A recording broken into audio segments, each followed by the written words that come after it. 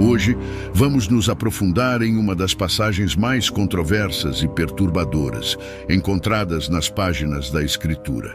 Prepare-se enquanto exploramos o que muitos consideram ser o evento mais chocante que aconteceu na Bíblia.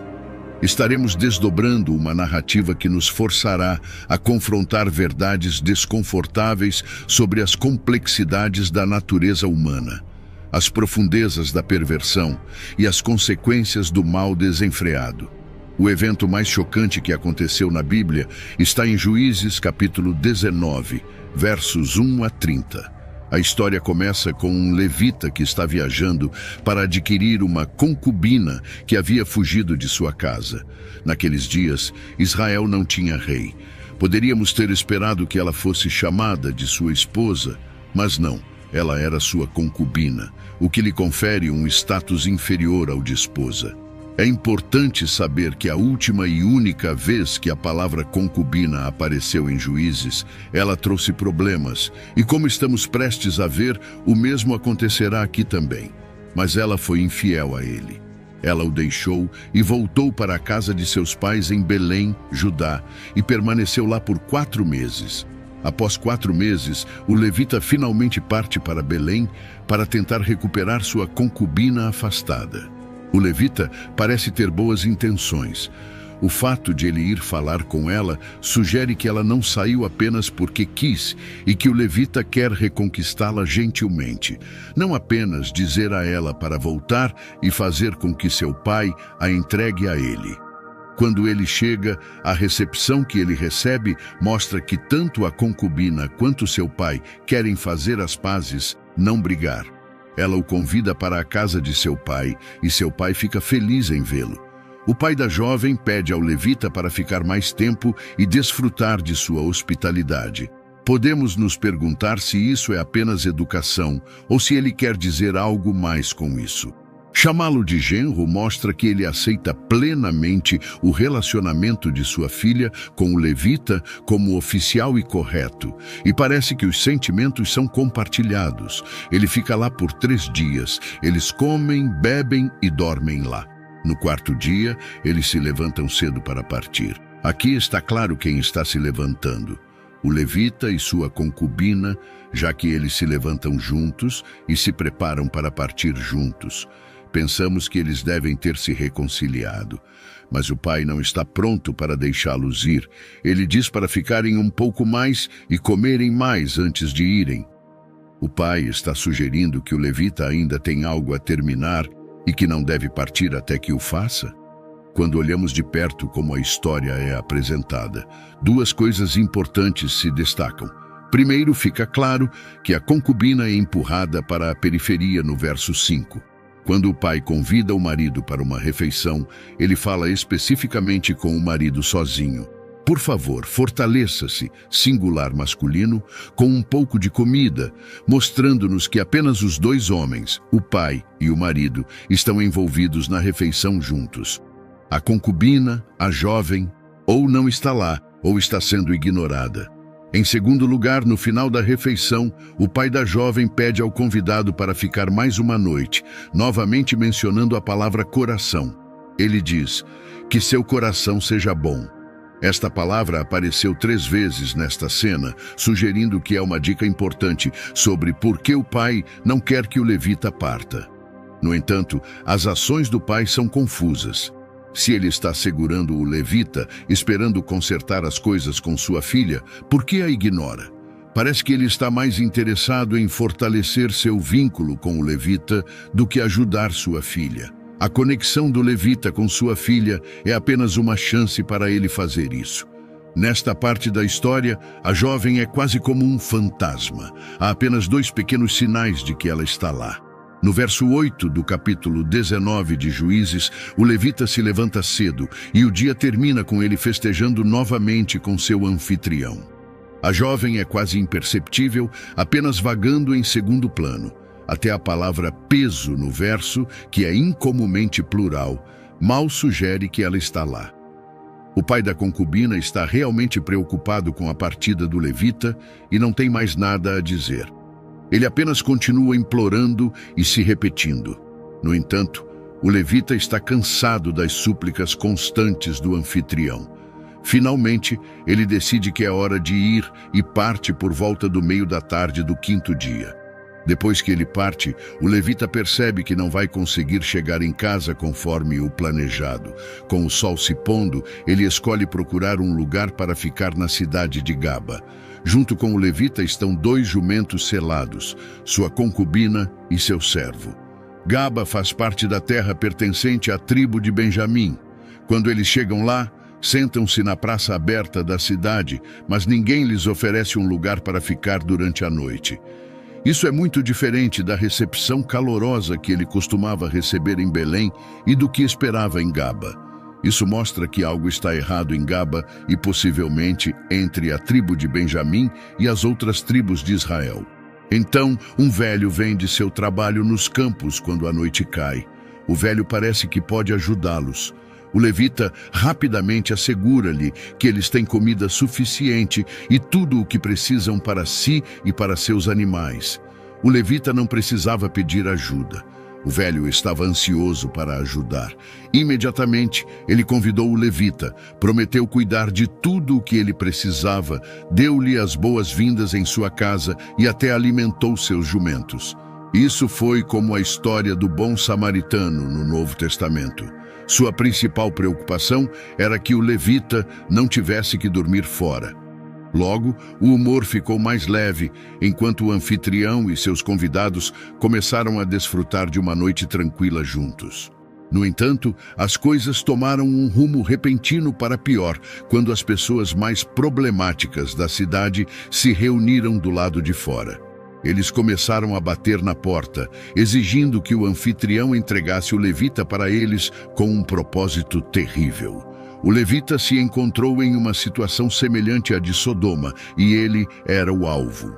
A história compartilha muitas semelhanças com a cena descrita em Gênesis, capítulo 19, versos 4 a 9, destacando a gravidade deste ato maligno.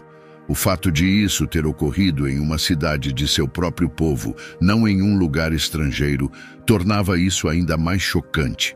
O anfitrião agora enfrentava uma crise, a qual ele primeiro responde com considerável coragem, colocando-se em risco ao sair para enfrentar a multidão e tentar argumentar com eles. O homem saiu até eles e disse: "Não, irmãos, por favor, não ajam de maneira perversa, pois este homem veio à minha casa. Não cometam esta loucura." Ele apela a eles por propósitos persuasivos como irmãos, companheiros israelitas, instando-os a desistir deste comportamento, mas é inútil. Então ele ofereceu uma alternativa. Juízes capítulo 19, versos 23 a 26, Bíblia Amplificada. Então o homem, o mestre da casa, saiu e disse-lhes: "Não, meus concidadãos, por favor, não ajam tão perversamente, já que este homem veio à minha casa como meu hóspede. Não cometam este sacrilégio. Aqui está minha filha virgem e a concubina deste homem. Eu as trarei agora. Abusem e humilhem-nas, e façam com elas o que quiserem. Mas não cometam este ato de sacrilégio contra este homem." Mas os homens não quiseram ouvi-lo. Então o homem tomou a concubina do levita e a trouxe para fora, e eles tiveram relações com ela e a abusaram a noite toda até o amanhecer. E quando amanheceu, eles a deixaram ir. Ao amanhecer, a mulher veio e desabou na porta da casa do homem, onde seu senhor estava, até estar completamente claro. Embora os homens corruptos de Gaba fossem claramente culpados, também eram culpados o levita e o mestre da casa. Eles deveriam estar prontos para se sacrificar antes de suas filhas e companheiras. Cada pessoa nesta história vergonhosa era culpada, exceto, claro, pela própria concubina. Os homens malignos de Gaba, que agiram mais como os homens de Sodoma e Gomorra do que os homens de Israel. O mestre da casa, que estava pronto para sacrificar sua própria filha. O levita, que não mostrou cuidado pela sua concubina, e eles a conheceram e a abusaram. Esses homens eram vilões completos, piores que animais. Eles eram como uma mistura de bestas selvagens e demônios, combinados em um só. Mesmo centenas de anos depois, o povo de Israel ainda falava sobre este evento horrível em Gaba, mantendo-o como um exemplo de pura maldade. Eles estão profundamente corrompidos, como nos dias de Gaba. Oséias, capítulo 9, verso 9. Ó Israel, você pecou desde os dias de Gaba. Oséias, capítulo 10, verso 9. Juízes, capítulo 19, versos 27 a 30. Bíblia amplificada. Quando seu senhor se levantou pela manhã e abriu as portas da casa e saiu para seguir seu caminho, viu sua concubina caída à porta da casa, e suas mãos estavam no limiar. Ele disse a ela: levante-se e vamos embora. Mas não houve resposta, pois ela havia morrido. Então ele colocou seu corpo no jumento, e o homem partiu e foi para casa. Quando ele chegou à sua casa, pegou uma faca e, segurando sua concubina morta, cortou seu corpo membro por membro em 12 pedaços e enviou seus restos mortais por todo o território de Israel. Todos que viram as partes desmembradas disseram: nada como isso jamais aconteceu ou foi visto desde o dia em que os filhos de Israel saíram da terra do Egito até este dia. Considerem isso, consultem-se e falem suas mentes. Levante-se e vamos embora. Isso mostra claramente quão cruel o levita foi com sua concubina. Ele a dividiu em 12 pedaços, membro por membro, e enviou seus restos mortais por todo o território de Israel. Esta foi uma maneira obviamente grotesca de entregar uma mensagem, mas funcionou. Foi triste que o levita não se importasse em fazer o que era certo anteriormente. Mas por que isso aconteceu? No início de Juízes, capítulo 19, vemos indícios de que tudo pode não ser tão feliz quanto parece, já que apenas um homem e sua parceira são mencionados. Poderíamos ter esperado que ela fosse chamada de sua esposa, mas não, ela é a concubina do levita, o que no mínimo lhe confere um status inferior ao de esposa. E a maneira como o início de seu relacionamento é descrito, ele a tomou para si, sugere que ela não teve voz na questão e que ele a considera mais como sua propriedade do que sua parceira. Isso não necessariamente implica isso, mas pelo menos está aberto a essa possibilidade. Quando o anfitrião sugeriu que a turba levasse sua filha e a concubina, não está claro se ele já tinha isso em mente como uma opção de último recurso ou se apenas ocorreu a ele na pressão do momento. O que está claro é que ele sentiu que tinha que dar a alternativa.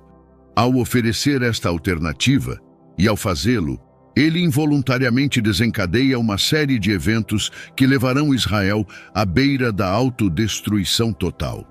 A confusão ética na mente do anfitrião é bem espelhada pelos termos morais que ele usa. Não ajam de maneira perversa, verso 23. Não façam esta loucura, verso 24. Façam com elas, as duas mulheres, como acharem melhor. Literalmente, o que é bom aos seus próprios olhos, verso 24.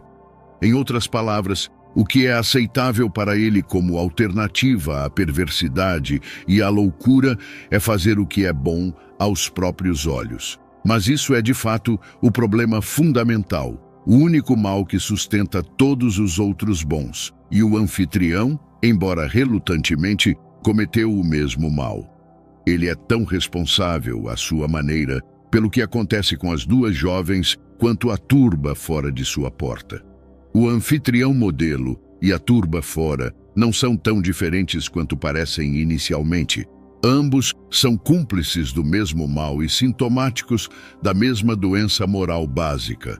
O levita é referido como o senhor dela no início desta história. Ele havia sido seu marido que partiu para encontrá-la e trazê-la de volta para casa. Ele pode ser o mesmo homem em um sentido, mas agora sabemos que ele não é um verdadeiro marido para a concubina. Ele não é dela por nenhum laço de afeto ou obrigação aceita. Seu relacionamento com ela foi definido puramente em termos de regra e poder. Ele a leva para casa porque ela é sua propriedade, nada mais, e porque viva ou morta, ele ainda tem algum uso para ela ou pelo menos o que resta dela. Ele usa o corpo dela para incitar um chamado à ação para a guerra contra os homens de Gaba. Um homem de mau caráter, manipulando deliberadamente a situação para seus próprios fins. Ele não tem respeito pelo bem-estar de ninguém além do seu próprio. Ele não tem respeito por ela e não tem honra. Esta é a violação final e última de sua personalidade. Ela é privada até mesmo da dignidade do enterro. Além disso, um horror especial é adicionado pela dúvida persistente sobre se ela já estava morta ou apenas inconsciente quando ele a cortou. O que é uma concubina na Bíblia? Uma concubina é descrita como uma mulher que vive com um homem da mesma forma que uma esposa viveria, mas ela não tem o mesmo status que uma esposa. Durante a era patriarcal e depois, as concubinas eram consideradas esposas secundárias com uma posição inferior. Uma concubina não era permitida a casar com seu senhor porque ela era frequentemente vista como uma escrava, embora estivesse em um relacionamento exclusivo e duradouro com ele. Originalmente, parece que as concubinas eram usadas para ter filhos para homens cujas esposas não podiam ter bebês. Veja Gênesis capítulo 16, versos 1 a 4. Mais tarde, parece que os homens mantinham concubinas principalmente para prazer. Segunda Crônicas, capítulo 11, verso 21. Bíblia Amplificada. Roboão amava Maaca, filha de Absalão, mais do que todas as suas esposas e concubinas, pois ele tinha 18 esposas e 60 concubinas, e gerou 28 filhos e 60 filhas. Em Israel, as concubinas tinham alguns direitos semelhantes aos das esposas oficiais, mas não recebiam o mesmo nível de respeito. Embora a Bíblia não diga diretamente que ter concubinas é errado, podemos entender que é desde o início. De acordo com Gênesis capítulo 2, versos 21 a 24, Deus pretendia que o casamento fosse entre um homem e uma mulher.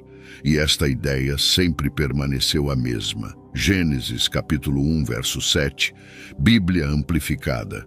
Assim, Deus criou o homem à sua imagem, a imagem e semelhança de Deus ele os criou. Homem e mulher ele os criou. De fato, quando olhamos para a vida de homens como o rei Davi e o rei Salomão, que tinham 300 concubinas, vemos que muitos de seus problemas vieram de estarem em relacionamentos polígamos. 1 Reis, capítulo 11, verso 3. Bíblia Amplificada. Ele tinha 700 esposas, princesas e 300 concubinas, e suas esposas desviaram seu coração de Deus.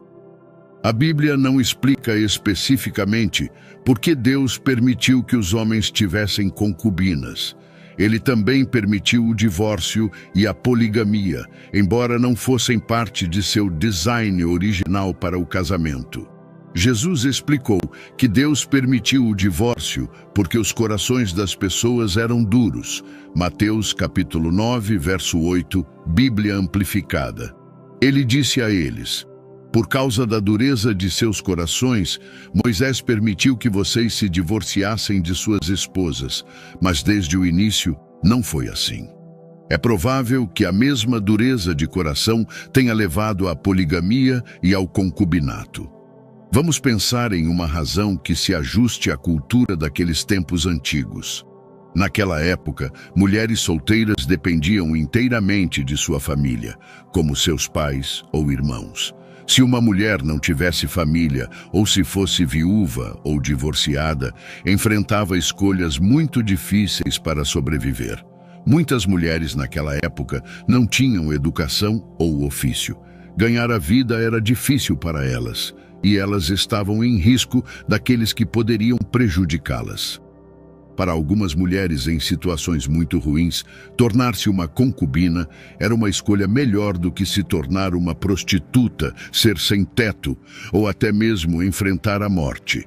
Pelo menos como concubina, uma mulher tinha um teto sobre sua cabeça e recebia algum cuidado. Parece que Deus permitiu a prática de ter concubinas como uma maneira de prover para mulheres necessitadas, embora estivesse longe de ser uma solução perfeita. O pecado nunca é perfeito. Como cristãos, devemos lembrar que só porque Deus permite um pecado por um tempo, isso não significa que Ele o aprova. Muitas histórias na Bíblia nos mostram que Deus pode pegar o que algumas pessoas pretendem para o mal e usá-lo para o bem. Por que Deus permite que o mal aconteça? Então fazemos a pergunta: por que Deus permite que isso aconteça? Isso parece ser uma das perguntas mais frequentemente feitas na vida. É direta e simples, mas mais frequentemente do que não obtemos uma resposta direta para esta pergunta aparentemente simples. Não obter todas as respostas pode definitivamente testar nossa fé. Quando coisas ruins acontecem, às vezes podemos nos perguntar onde está Deus, se Ele realmente está lá, se Ele poderia ter evitado isso. Qual é o propósito de todo esse sofrimento? Por que Ele permite que coisas ruins aconteçam? Continuam a haver tragédias horríveis e dor e sofrimento por todo o mundo, e continuamos a enfrentar tentações, tristezas e uma multidão de provações em nossas próprias vidas.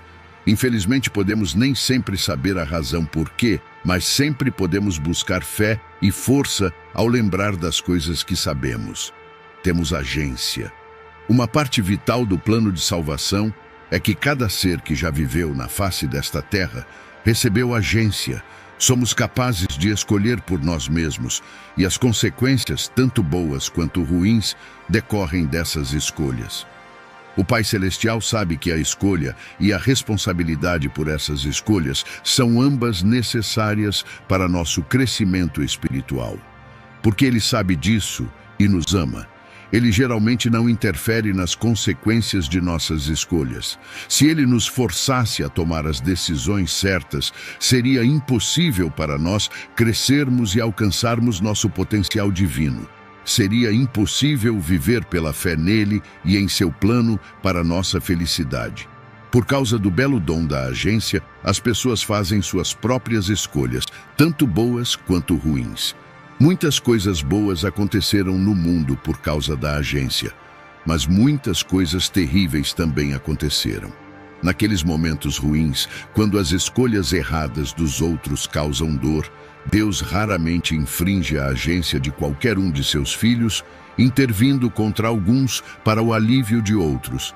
Isso porque Ele deu a cada ser humano a capacidade de escolher entre a vida e a morte, o bem e o mal.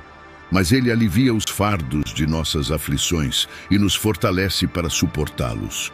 Ele não previne todos os desastres, mas Ele responde às nossas orações para desviá-los. Devemos lembrar que Ele é todo-poderoso. Sabemos que Ele está no controle. Sabemos que Ele quer o melhor para nós. As últimas partes do livro de Juízes nos dizem que todos faziam o que achavam certo. Juízes capítulo 17, verso 6. Bíblia amplificada.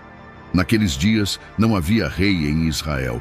Cada homem fazia o que era certo aos seus próprios olhos.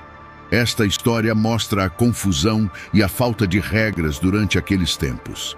Esta grotesca e alarmante série de eventos conclui com as palavras apropriadas de Juízes, capítulo 21, verso 25. Naqueles dias, Israel não tinha rei, todos faziam o que achavam certo. Leitores que se recuperam das atividades imorais destes capítulos finais de Juízes podem encontrar algum conforto no fato de que a Escritura condena claramente essas atividades. Crimes como os que ocorreram à concubina do levita são o que acontece quando a lei é desprezada e cada um faz o que acha certo. Este período sombrio da história de Israel logo levaria à demanda por um rei israelita, um ato que ajudaria até certo ponto, mas também revelaria a necessidade de um rei perfeito e Messias, Jesus Cristo. O que aconteceu depois desta consequência da ação? Juízes capítulo 20. As consequências desses eventos fizeram com que todas as tribos de Israel, exceto Benjamim, se reunissem e decidissem executar os homens que levaram e assassinaram a concubina. Mas quando confrontaram o povo de Benjamim, os benjamitas escolheram proteger os culpados e se recusaram a entregá-los para a justiça. Juízes capítulo 20, versos 12 a 14.